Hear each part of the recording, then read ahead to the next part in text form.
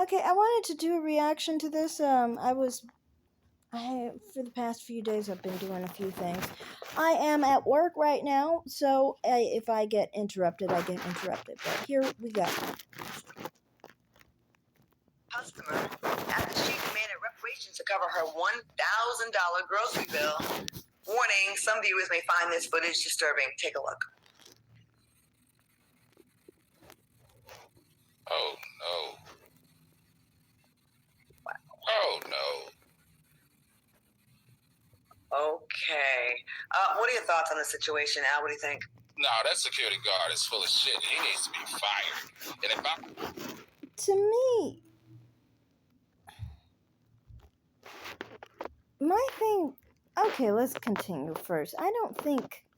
Continue first. I was her, I would press charges against him because she never touched him. She never touched him. That's no. He lying if he said that she was coming after him. That woman didn't look like that. She was so intimidating to him. He's security. He's supposed to de-escalate. He's been trained. He makes a lot of money to train people to de-escalate or to isolate them or to move them or call the daggone 911. You don't have a right to punch her in her face. You need to go to jail. Oh, I gotta say something. I don't know if he made a lot of money because the man I lost my virginity to, he was a security guard and he didn't make that much money. He was cute though. What do you think about this? She said some. Yeah, security guards are usually broke, but that's beside the point. To me, I think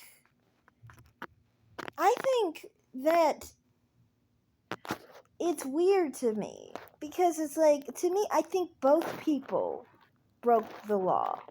That's how I see it. But there's so much to this that I think people get so much in their feelings that they try to ignore one thing or another thing, and it's weird to me because it's like, yeah. Anyway, continue. Mostly the story is she ran up $1,000 bill and then said reparations should take care of that, and he was not having it. I think he went above and beyond his little pay grade, don't you think?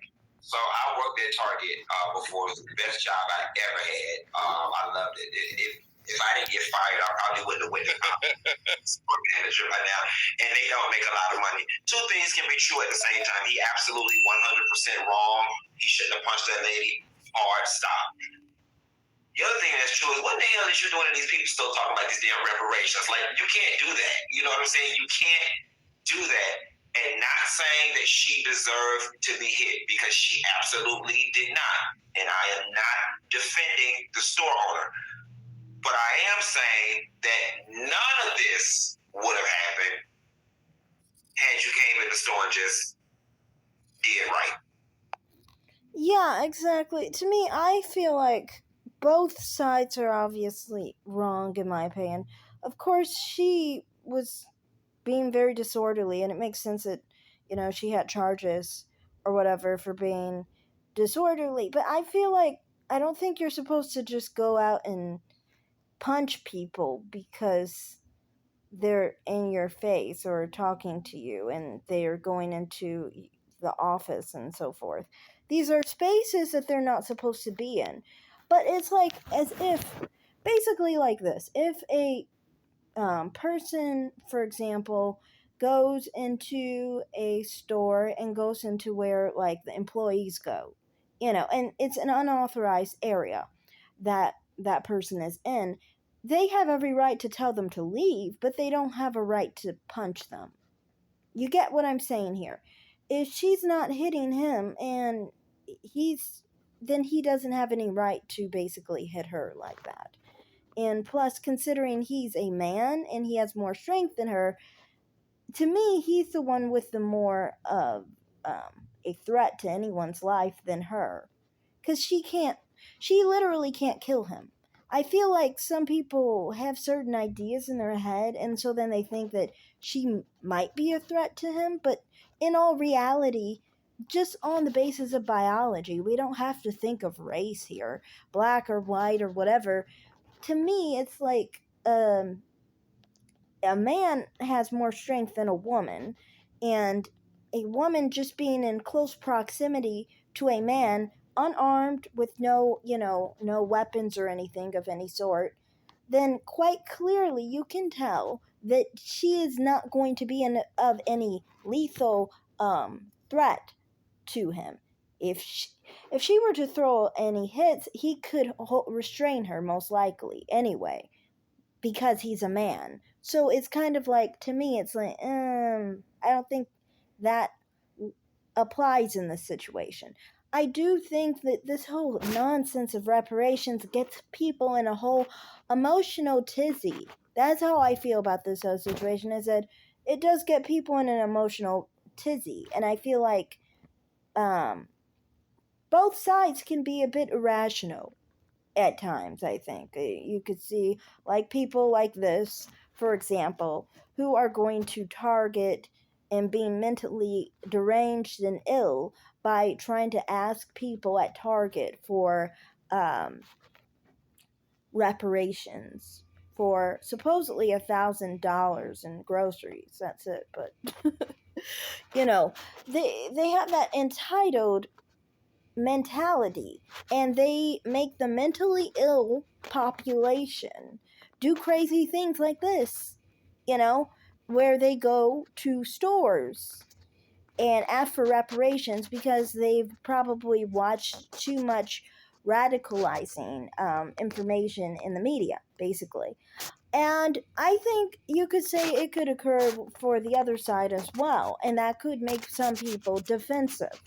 This could make people angry, and this could make people act out or lash out violently like he did. So it can make both sides mess up because we have this weird idea of reparations.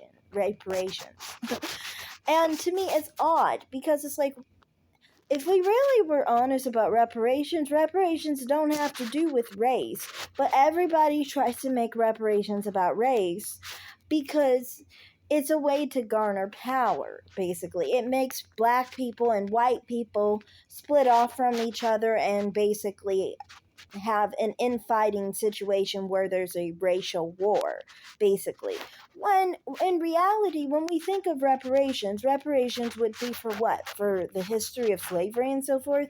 Most of the descendants of slaves are white. So I mean, like, it's not based off of race. You trying to focus on white people for this and say they're the culprit and they need to pay black people back is specifically not even accurate, because at this point everybody's basically had their DNA kind of like muddied and mixed with everything, right? So basically everyone has that kind of ancestry. Not everyone, but a good majority. There's 1 out of 3 white people in America that are the descendants of slaves, at least. There's actually a higher percentage, but it's at least 1/3. So that's more people in America that are white that are the descendants of slaves than black people, who are only like 10% of the population. You have to obviously exclude the immigrant populations, which is like 1, 2, 3% of the population. So it would only be like 10% of the population that's black that's descendants of slaves. So it's almost like it's around 2 times the population of black Americans who are the descendants of slaves that are white. So, I mean, when we talk about reparations, to me, it's like, I personally don't have an issue talking about it. I just think that when we talk about it in the concepts of, oh, only black people deserve reparations, it's not even addressing the situation. It's not addressing the fact that if we're really trying to give reparations to the families who are the descendants of slaves, well, we would be doing that for white people mainly, and black people would be the minority. So it's just like, to me, it's like, and then also on top of it is kind of like, I don't think white Americans who aren't the descendants of slave owners, which is the majority of them, they obviously should not be paying anybody for something somebody else did. And having anger towards white slave owners who are dead and gone is weird, because black Americans are the main ones that are descendant from slave owners too, because that's why black Americans are like 1/4 white.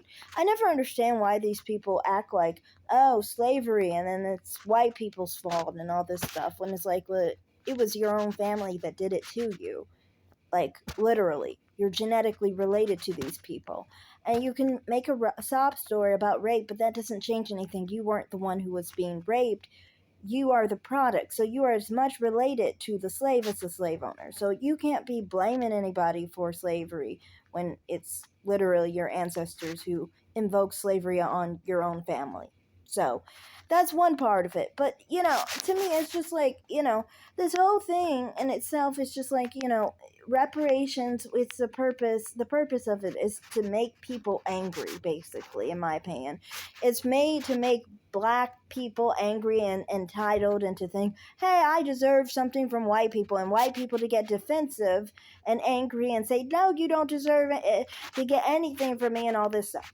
And it's just like, to me, if we were real about it, we would just be like, well, actually, the whole situation with slavery, the descendants of slaves, it has nothing to do with race at this point. It has to do with specific families who were white and black. So it wouldn't split black from white. It would actually unify us, actually. Because most, good percentage of people, of Americans, are descendants of slaves. And, to me, I think, honestly, if we were talking about the finances of it, we should honestly use, this brings me back, actually, to the whole idea where, this one situation I was talking about with, that Nigerian guy who was trying to talk about how European countries need to pay him back for his failing Nigerian country. Like, what was his name? Sour Garvey or whatever.